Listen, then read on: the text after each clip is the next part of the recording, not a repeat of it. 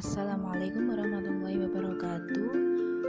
Dengan saya Rizky Dwi Lestari, mahasiswa FKUM Surabaya angkatan 2016. Pada kesempatan kali ini saya akan menjelaskan mengenai COVID-19 atau Coronavirus Disease 2019. Definisi dari COVID-19 yaitu suatu penyakit jenis baru yang belum pernah diidentifikasi sebelumnya pada manusia.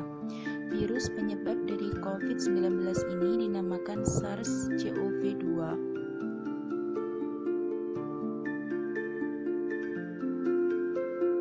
Tanda dan gejala. Terdapat beberapa tanda dan gejala, diantaranya tanda dan gejala umum infeksi COVID-19 antara lain gejala gangguan pernapasan akut seperti demam, batuk, dan sesak napas. Pada kasus COVID-19 yang berat dapat menyebabkan pneumonia, sindrom pernapasan akut, gagal ginjal, dan bahkan kematian.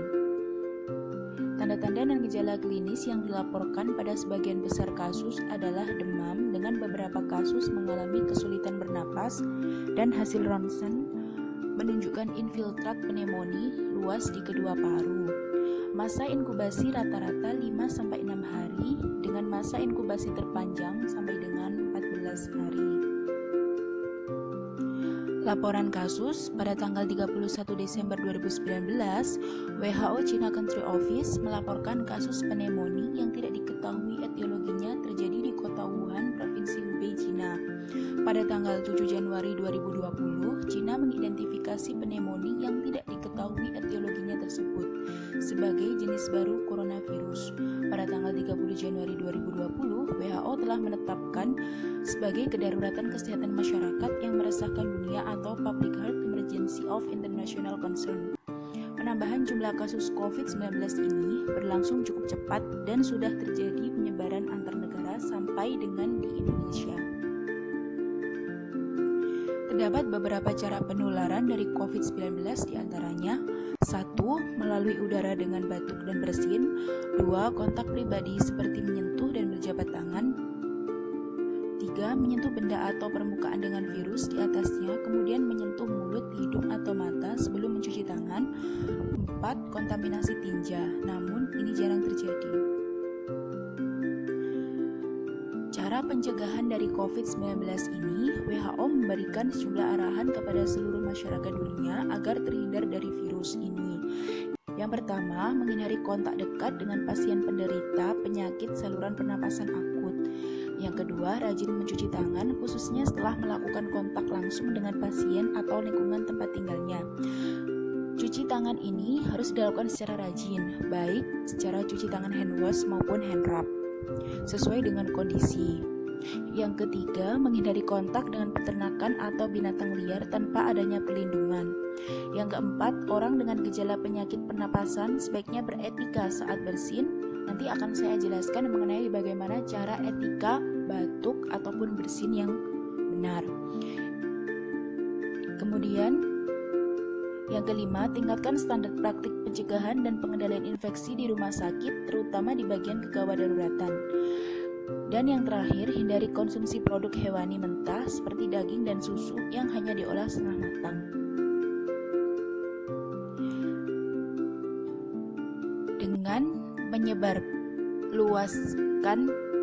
Dengan penyebaran virus COVID-19 tersebut, sehingga kita perlukan yang pertama social distancing atau physical distancing.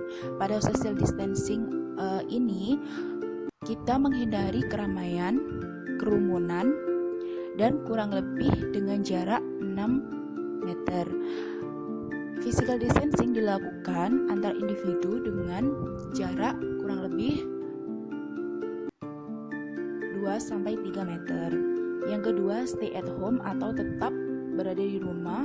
Sebisa mungkin kita lakukan bekerja di rumah, belajar di rumah, dan kemudian kita perlukan untuk makan makanan yang bergizi, mulai dari makanan pokok, lauk pauk, sayur-sayuran, buah-buahan, dan susu.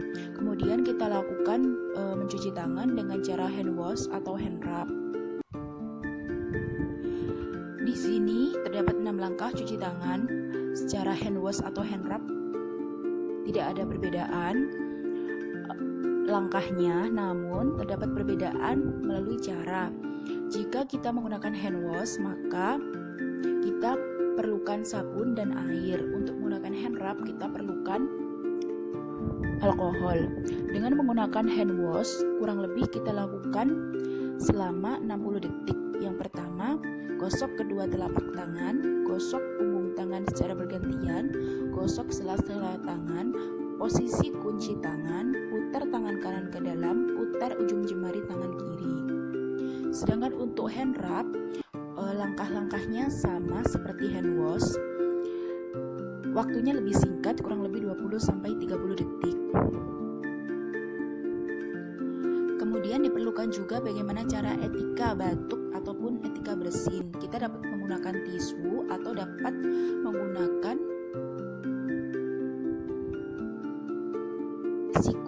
siku atas di bagian dalam. Yang pertama, bisa menggunakan masker. Bagi tenaga medis, menggunakan masker medis, dan bagi masyarakat umum kita menggunakan masker kain. Atau masyarakat atau seseorang dengan gejala penyakit saluran pernafasan, mereka dapat menggunakan masker medis. Kemudian yang kedua, tutup mulut dan hidung dengan lengan atas bagian dalam. Mengapa menggunakan lengan atas bagian dalam? Karena pada bagian tersebut jarang digunakan untuk menyentuh benda yang lain. Kemudian jika menggunakan tisu, jangan lupa untuk membuang di tempat sampah agar tidak menyebarluaskan infeksi. Kemudian tutup mulut dan hidung dengan tisu jika menggunakan tisu, dan jangan lupa untuk cuci tangan dengan 6 langkah yang sudah ditetapkan oleh WHO atau yang sudah saya jelaskan sebelumnya. Jangan lupa untuk senantiasa menggunakan masker kain bagi masyarakat umum, dan jangan menyentuh di bagian wajah, hidung, mulut, mata sebelum kita melakukan cuci tangan, dan segera pergi ke layanan kesehatan apabila terdapat tanda-tanda dan gejala yang mengarahkan pada penyakit saluran pernafasan atau mengarah kepada COVID-19. Di sini saya akan menjelaskan mengenai beberapa mitos dan fakta tentang COVID-19.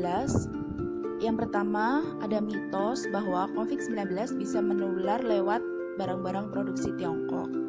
Faktanya, virus ini tidak dapat ditransmisikan melalui barang yang diproduksi di Tiongkok atau negara pun yang melaporkan kasus COVID-19. Mitos yang kedua, COVID-19 bisa ditularkan melalui gigitan nyamuk. Faktanya, virus ini tidak dapat ditularkan melalui gigitan nyamuk. Yang ketiga, mitos lampu didesinfeksi ultraviolet dapat membunuh virus corona. Faktanya, lampu UV sebaiknya tidak digunakan untuk mensterilkan tangan atau area kulit karena radiasinya menyebabkan iritasi. Mitos yang keempat, penyemprotan alkohol atau klorin ke seluruh tubuh dapat membunuh virus corona. Faktanya, menyemprotkan alkohol atau klorin ke seluruh tubuh tidak dapat membunuh virus yang masuk ke tubuh. Jadi, ketika virus itu sudah masuk ke dalam tubuh, penyemprotan klorin atau alkohol tersebut sebenarnya tidak efektif dan malah bisa menyebabkan beberapa komplikasi untuk ke depan seperti iritasi kulit, iritasi mata, seperti itu. Terima kasih atas ketersediaan waktunya. Saya sudah menjelaskan mengenai beberapa COVID-19 ini. Semoga dari beberapa penjelasan yang telah saya paparkan dapat bermanfaat bagi kita semua. Dan insya Allah pandemi COVID-19 ini di Indonesia akan segera berakhir. Tidak lupa untuk kita semua senantiasa menekan dari penyebaran COVID-19 tersebut. Seperti apa yang sudah menjadi kebijakan dari pemerintah bahwa harus memakai masker jika kita keluar rumah, dan senantiasa untuk melakukan pekerjaan di rumah, menghindari keramaian, sering mencuci tangan, dan tidak lupa untuk berdoa. Assalamualaikum warahmatullahi wabarakatuh.